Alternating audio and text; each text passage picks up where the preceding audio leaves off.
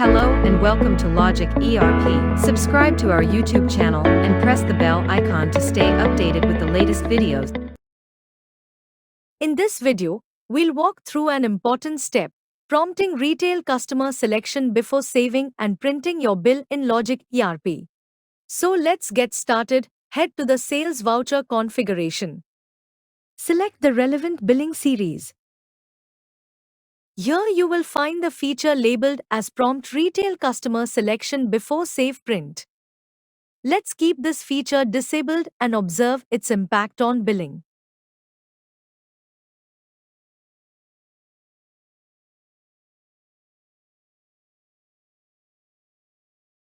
As observed, the bill has been saved without prompting for retail customer selection. Let us now enable the feature in the configuration and then observe its functionality during billing.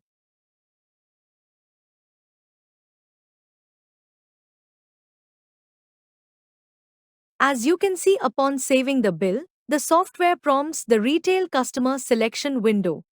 Let's proceed by selecting the retail customer and completing the bill saving process.